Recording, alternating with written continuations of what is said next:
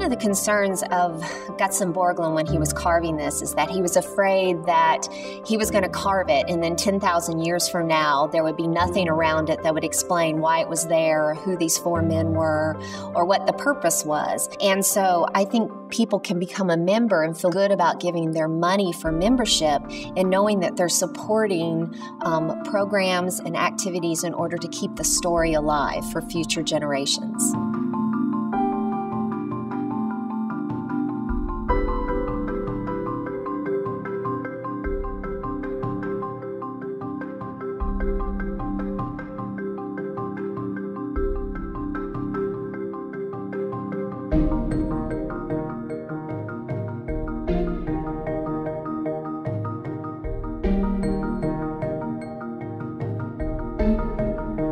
When I grew up at Mount Rushmore, it was a dirt parking lot. You walked up a little dirt path up to the top amongst the chipmunks, and it was very, I guess I could say, quaint.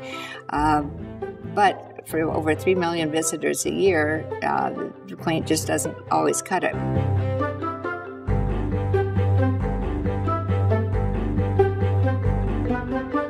Well, we'd be about 425th on the list of improvements. But if we wanted to do something privately, that would be all right.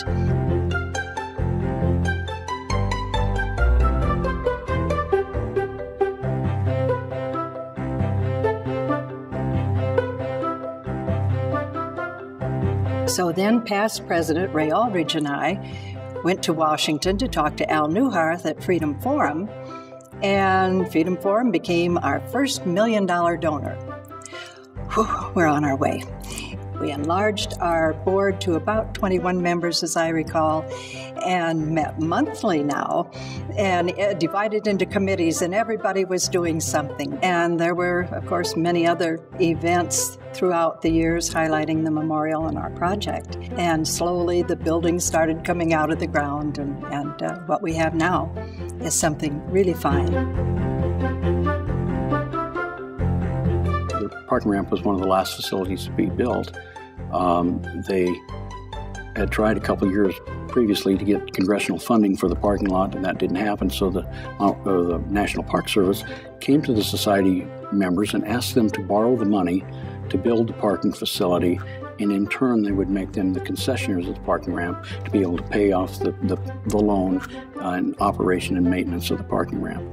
And it's made a world of difference up there in not only the number of visitors, but in the accessibility to the monument. When we started the Independence Day events in 1998 as a celebration of the completion of a large project there at the mountain. And we did the kickoff then, and for the next many, many years, up through today, we've done a great celebration on or around the 4th of July. To this day, a visitor at Mount Rushmore doesn't realize that the improvements they see there were paid for by private money, not taxpayer dollars. And I'm talking about the amphitheater and the parking ramp and the Avenue of Flags and the gift shop and the restaurant, things like that. People just don't think that, wow, that was money that was raised by the society. So anybody that wants to belong to the society can be involved in a pretty active organization to support the monument.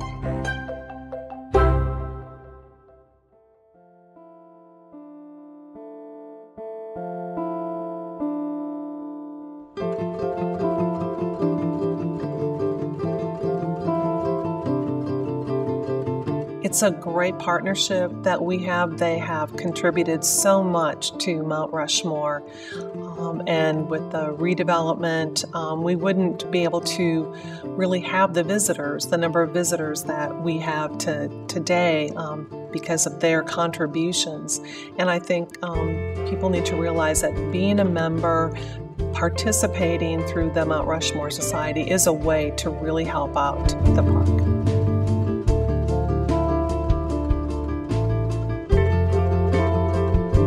I think our contribution has been that we have been a partner with the National Park Service, and Mount Rushmore since 1930, and we are there contributing on a daily basis to the visitor experience. We create our own publication specific to Mount Rushmore for a couple of reasons. One, so that we are meeting a niche of information that may not be available. It helps the National Park Service Rangers tell various stories. The other thing that it does is it allows us to control costs. If we're creating our own publication, we're also controlling the costs on the product, and usually there's a greater return on the investment when we produce our own publications. Through our scholarship program, we pay for the bus fees to come and bring classes to Mount Rushmore.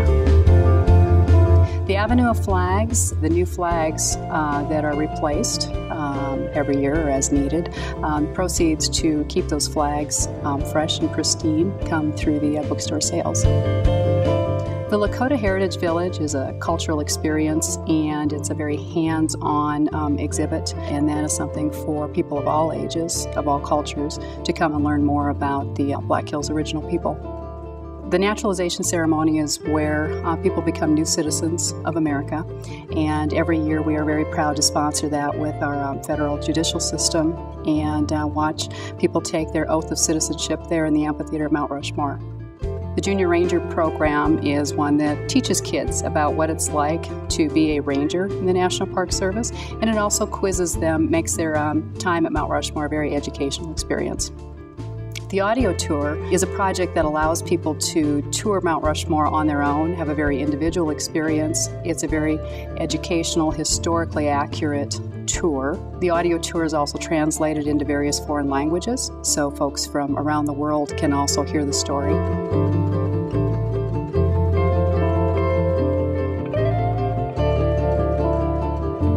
Well, I tell you, being a member of the Mount Rushmore Society, it means a great deal to me, actually. It means that I've been able to be a participant, and gives me a sense that I really have been able to make some contributions that have helped create a better Mount Rushmore, if you will.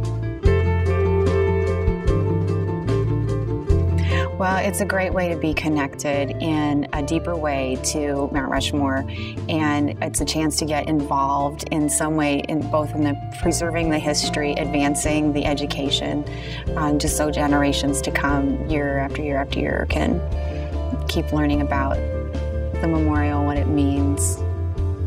You can make a difference by volunteering, by telling people about Mount Rushmore, encouraging the visitation, both on and off season, and obviously the financial contributions are always helpful to all.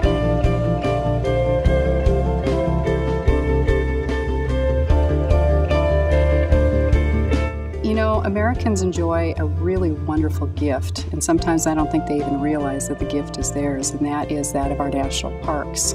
And so it is up to each of us to take care of those parks, to love those parks, to become stewards of those parks. And I believe the more that we as individuals get out and enjoy these special places that are set aside for us, the more meaningful they will be for the next generation.